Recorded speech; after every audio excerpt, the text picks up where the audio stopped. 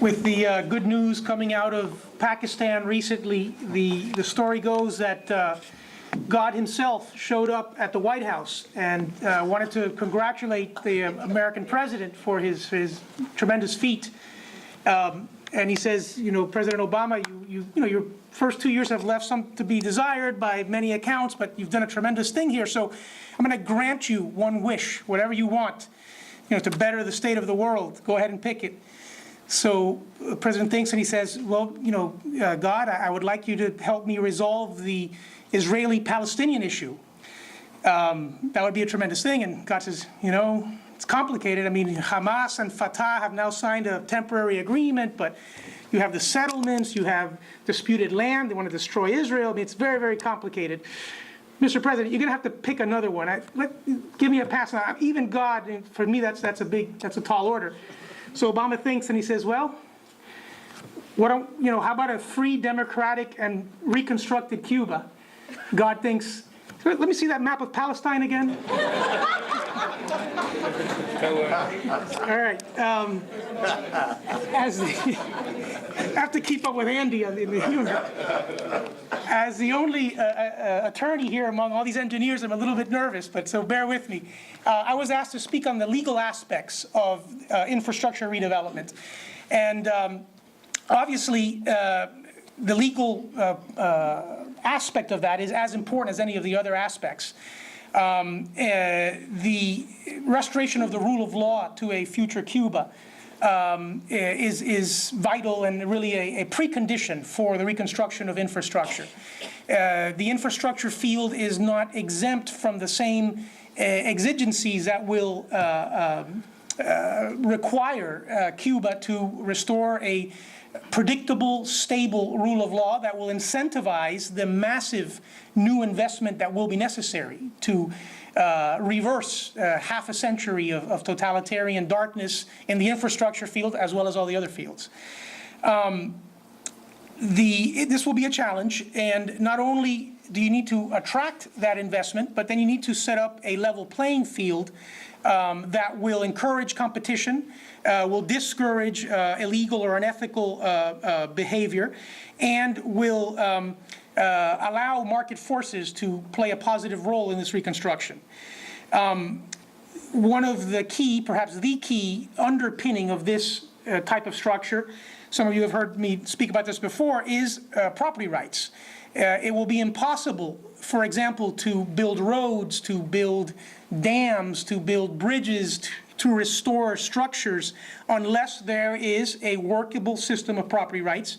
And that has to, restitution of property rights and reversal of the systematic confiscations that occurred half a century ago has to be across the board. It can't only be for American companies. It can't only be for foreign companies. It can't even be for Cuban exiles. It has to be for all property owners, including the millions that remain behind on the island, which are the largest group of them.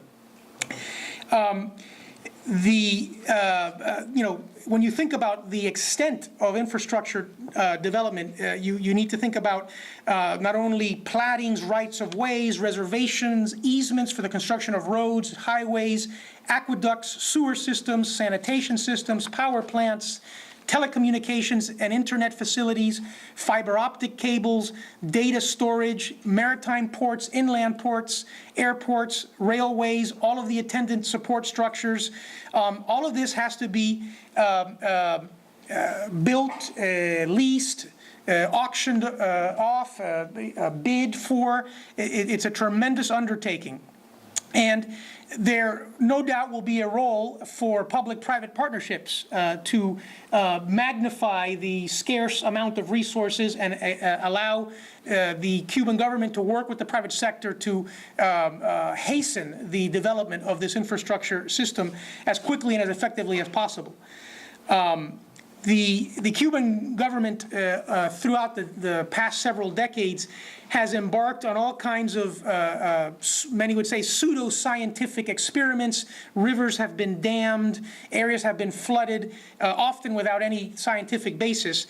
But this creates materially altered properties that then you have to deal with. How do you, if you can't restitute those properties to their legitimate owners because they've been materially altered, i.e. flooded, et cetera, you're going to have to compensate them, find other properties to substitute for them in order to restore the rule of law in those areas. For example, the Zaza River, which is second only to Cuba's Rio Cauto, has been dammed up, mostly to provide enjoyment for Italian tourists to duck hunt, for example. You know, that was taken from, dozens and dozens, if not hundreds of property owners in that area. Environmental damage, when you think about the salinization of coastal areas that have occurred because of overpumping of the water from the aquifer, the nickel pollution like in the Moa Bay area, contamination of those areas, estuary and coastal areas, the dumping of raw sewage and contaminants into salt and freshwater bodies. You have Havana Harbor, you have Matanzas Bay, you have the byproduct of alcohol distillation. All of these things have caused enormous environmental havoc, which will have to be resolved quickly, respecting property rights for health reasons, and incorporating the private sector in that process. Obviously, Cuba, sort of foreign to most of us that were lawyers that were trained here in the Anglo-Sajon common law system, Cuba obviously is going to follow, because of its tradition and history, correctly, it's going to follow a Spanish civil law based system, and we attorneys are going to have to learn that system if we're ever to play a part in that legal system. But obviously, I'm borrowing a little bit from what I have learned here, since my training is here, not in a civil law system. Cuba's culture of administrative corruption, which predates the Castro Revolution, has to be broken, has to be reversed. And this will, the government regulatory structure that is set up will help to do this. We have to have competitive bidding. We can't have, sole source, amiguismo, socialismo types of awards of big public projects. There has to be a transparent and intelligible regulatory framework. There has to be something akin to our sunshine law, which allows the public to witness the inner workings of government, which are not always pretty. What did Bismarck say about sausage making and legislation? Or the end product is sometimes good, but the process is ugly along the way. Public records laws are obviously subject to certain exceptions, attorney-client privilege, et cetera. Those types of reforms have to be implemented in a system consistent with Cuba's civil law background. So, in conclusion,